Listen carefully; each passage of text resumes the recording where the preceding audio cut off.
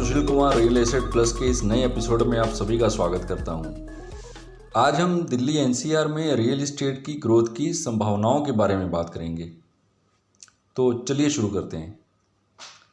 दोस्तों, आप में से बहुत से लोग ये जानते होंगे कि दिल्ली एनसीआर दिल्ली और उसके आसपास बसे गुड़गांव, फरीदाबाद, गाजियाबाद जैसे महानगरों को मिलाकर बना है। यहाँ दिल्ली एनसीआर में विभिन्न प्रकार के रियल एस्टेट संपदाएं हैं, जैसे बंगला, विला, फ्लैट, अपार्टमेंट, कमर्शियल संपदा और भूमि।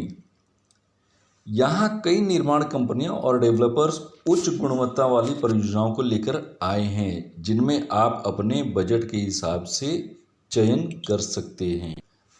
आज से 35-40 साल पहले दिल्ली काफ़ी तेज़ी से विकास कर रहा था और यहाँ पर रोजगार की अपार संभावनाएं हो रही थी। दिल्ली में रोजगार की संभावनाओं को देखते हुए यहाँ पर बाहर से लोगों का आना काफ़ी तेज़ी से शुरू हो गया था। काफ़ी लोग यहाँ पर माइग्रेंट होकर आ रहे थे।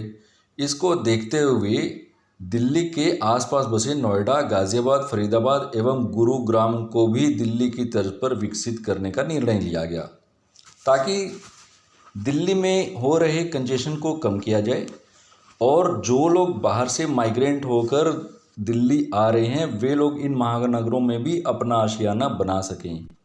इस तरह धीरे धीरे दिल्ली एनसीआर में नए नए ISBT बनने लगे, मेट्रो आ गई एवं उसका जो एक्सपेंशन है वो दिल्ली एनसीआर में हो गया। आनंद विहार जैसे बड़ा रेलवे स्टेशन बनाया गया। आज की डेट में अगर हम देखें तो रैपिड रेल आ गई है, जो कि मेरठ से निजामुद्दीन के लिए जिसका काम बनना चालू हो गया है, इवन वो बन के तैयार भी है। जेवर इंटरनेशनल एयरपोर्ट एक बड़ा एयरपोर्ट बनने जा रहा है गौतम बुद्ध नगर के अंदर में। एक्सप्रेसवे का विस्तार हो गया, नए नए एक्सप्रेस बन गए, मेरठ एक्सप्रेसवे बन गया, यमुना एक्सप्रेसवे बन गया। इस तरीके से दिल्ली एनसीआर के अंदर में पिछले कुछ सालों के अंदर में काफ़ी विस्तार हुआ है और काफ़ी डेवलपमेंट्स भी हुई हैं। दोस्तों, पिछले 2-3 साल पहले हमने कोविड महामारी का भी दौर देखा है। छोटे छोटे से लेकर और बड़े विकसित एवं विकसित देश कोई भी इससे बच नहीं सका। कोविड से पूरे वर्ल्ड वाइड बिजनेस अफेक्टेड हुए थे। उसका असर बाकी बिजनेसेस की तरह रियल एस्टेट पर भी पड़ा था।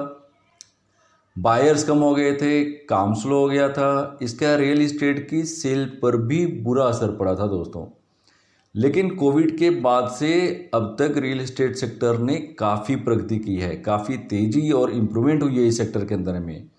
इसमें सेंट्रल गवर्नमेंट और RBI का भी काफ़ी अच्छा हाथ रहा है। 2023 के यूनियन बजट में वित्त मंत्री श्रीमती निर्मला सीतारमण जी ने रियल एस्टेट सेक्टर के लिए 10,000 करोड़ रुपए के फंड का अलग से एलोकेशन किया है। इस संदर्भ में मैं आपसे कुछ आंकड़े भी शेयर करना चाहूँगा। जैसे 2020 में अनसोल्ड हाउसेस को बेचने का जो स्टॉक था वो 57 मंथ्स का था, जो 2021 तक 38 मंथ्स का रह गया। इसी तरीके से एक और आंकड़ा है कि 2022 में कुल 3.2 लाख करोड़ 3.25 लाख करोड़ रुपए से ज़्यादा की कीमत के घर बिके हैं। इस दौरान डिमांड बढ़ने के कारण अनसोल्ड हाउसेज जो अभी बिना बिके हुए घर थे उनकी वैल्यू भी दोस्तों 2 लाख करोड़ तक बढ़ गई है।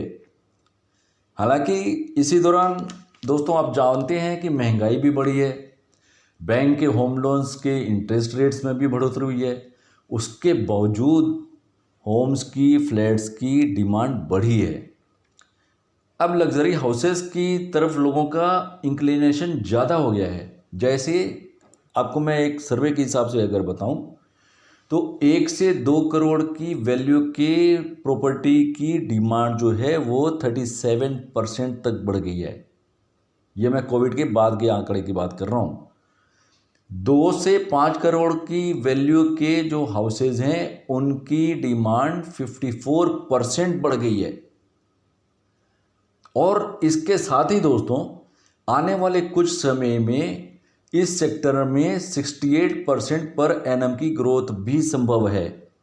अपार संभावना है दिल्ली एनसीआर में ग्रोथ की रियल इस्टेट सेक्टर के अंदर में। तो आप सबके लिए ये बहुत अच्छी खबर है, जो लोग भी दिल्ली एनसीआर में अपना आशियाना रहने के हिसाब से या इन्वेस्टमेंट के लिए देख रहे हैं। तो दोस्तों, ये था आज का एपिसोड दिल्ली एनसीआर में रियल इस्टेट सेक्टर की ग्रोथ की संभावनाओं के बारे में। उम्मीद है कि आपको इसके अंदर में काफ़ी वैल्यूएबल अपने लिए इन्फॉर्मेशन मिली होगी। बहुत ही जल्द नए एपिसोड में एक नए टॉपिक के साथ फिर मिलेंगे। तब तक के लिए मुझे आज्ञा दीजिए। नमस्कार।